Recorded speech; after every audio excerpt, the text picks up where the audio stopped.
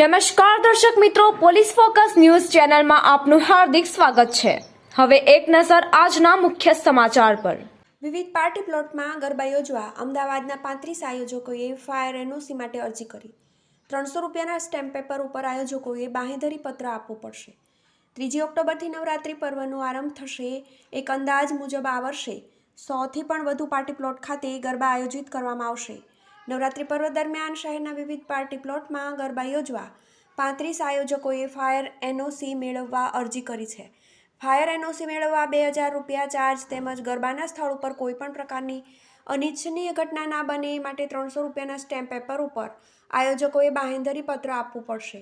3 ઓક્ટોબરથી શરૂ થઈ રહેલા નવરાત્રી પર્વને ધ્યાનમાં લઈ પોલીસ દ્વારા જાહેરનામું બહાર પાડવામાં આવેલું છે। શહેરના વિવિધ વિસ્તારમાં આવેલા પાર્ટી પ્લોટ ખાતે ગરબા યોજવા માંગતા આયોજકો માટે ફાયર વિભાગની એનઓસી મેળવવી ફરજિયાત બનાવવામાં આવેલી છે। Incharge of fire officer Jayesh ખડિયાએ કહ્યું, ગરબા યોજવા માટે ફાયર એનઓસી મેળવવા માટે અરજી કરવાના પહેલા દિવસે સાંજ સુધીમાં શહેરના વિવિધ વિસ્તારમાંથી ગરબા યોજવા આયોજકો તરફથી 35 અરજીઓ વિભાગને મળી છે। ગરબા યોજવા માંગતા આયોજકોને ફાયર એનઓસી તથા ઇન્સ્પેક્શન ચાર્જ એમ કુલ મળીને 2000 રૂપિયા ચાર્જ ભરવો પડશે।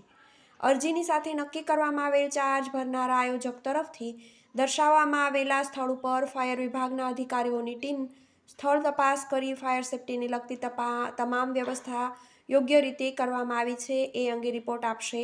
એ પછી જ આયોજકોની ફાયર એનઓસી ઇસ્યુ કરવામાં આવશે। મિત્રો, આવા જ અવનવા સમાચાર જાણવા માટે અમારી ચેનલને લાઈક કરો, સબસ્ક્રાઇબ કરો અને બેલ આઇકોન પર પ્રેસ કરો, જેથી અમારી ન્યૂઝની બધી જ અપડેટ આપને મળતી રહે।